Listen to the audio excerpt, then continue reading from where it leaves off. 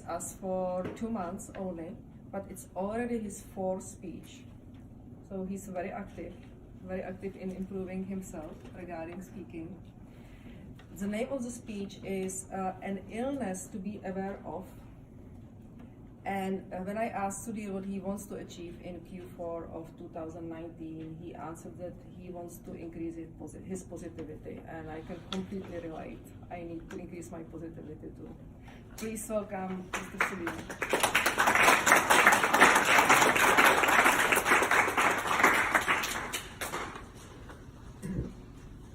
Good evening, everyone. How are we doing? Good. Okay. When I was growing up, when I say that I'm sick, there would be only two options: either I'm having fever or I'm having cold. That's what people would think. There's nothing else apart from fever or cold that would be called as sickness. Even the chronic illness was not considered as you being sick or you being ill. Forget about something that we are going to talk about, or I'm going to talk about today. Something that is the 10th largest killer for America.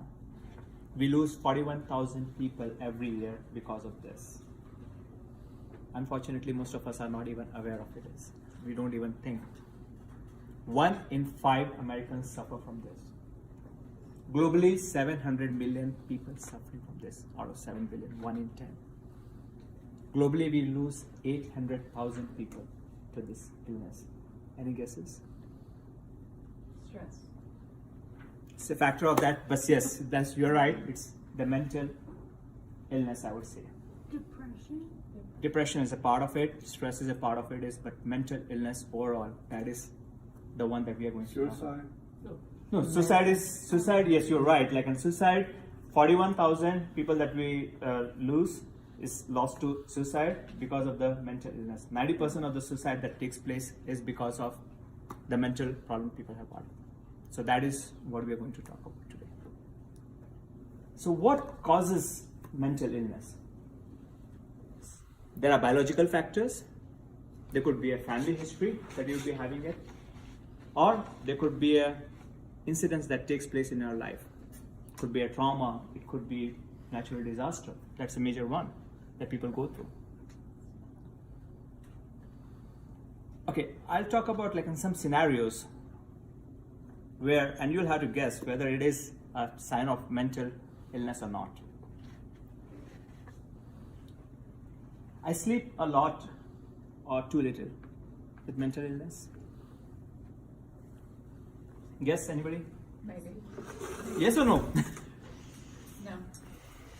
Unfortunately, yes, that's a sign. That's an early sign that somebody is going through mental illness. I drink, I smoke.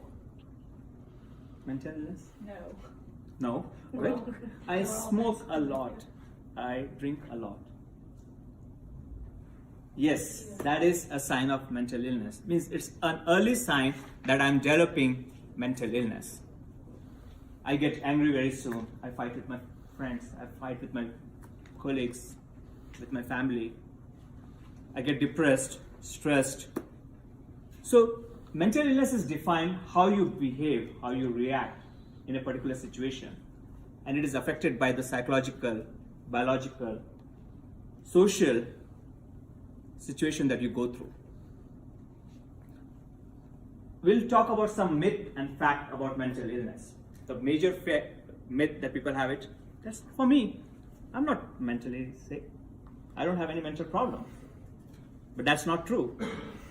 As I said, 1 in 5 people in US or even across the globe have gone through this disorder. And it could be as simple as drinking a lot or sleeping a lot, eating a lot. The second myth people have it is, oh, mental illness starts when you're adult, not when you're kids. You'd be surprised to know half of the people who go through the mental illness, it starts before the age of 14. And 3/4 of it is before the age of 24. So that's the age when it starts. We don't realize it, like our kids may be going through it. I have 2 kids, like an 8 and 12. We don't know. I'll talk about it because I recently went through a divorce, so as a kid of a single parent, there is a different disorder that they may be going through.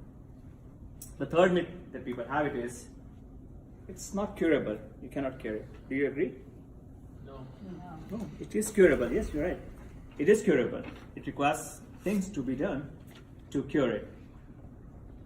The therapy doesn't work. That's a myth people have it. You have to take medicines to cure it. That's again is a myth. The therapy works. I'll talk about a small incident that I had. I was traveling to New Jersey last month. That was in September. I met a friend, and she again went through a divorce, and we were just talking about it. And she was talking about her incidents where how she lost her kid in the whole divorce process to her ex. And I just asked her, like, can I give you a hug? She said yes. And I hugged her maybe for 30 seconds or something. That relieved her from all the stress that she had in this till day. So a small thing that is just giving a hug to somebody who is going through that type of scenario can be helpful. So as an individual, if you find somebody whom you feel is having mental disorder, it could be somebody who gets angry pretty soon, somebody whom you feel is depressed, stressed. I don't know, like, and all of us say that, I'm so sorry about what you're going through. But it could be a simple act of just giving him or her a hug that can treat it. So what is required to come out of this mental illness or the process that you go through? First thing is making healthy choices. You have to make sure that even when somebody is going through this process, they eat healthy. Home, you'll be surprised, 26% of the people who are homeless go through depression or a stringent form of mental illness. So they require to have a safe home. Purpose, that's the most important thing. The way that I got out of my depression when I was going through was finding a purpose, helping the community. Once you start getting involved and finding a purpose, it could be a job, it could be a relationship, it could be anything, like, and you just want to do it. That is where you start getting out of this process. And most important thing is community. You get involved with the community, you try to find friends or a network of people who may have gone through it or who are going through it, or somebody who just supports it. So what I would request you is identify people around you, look for the signs that I talked about, which you can easily find it out, people who are going through the mental illness, and give them a hug. That can make their life.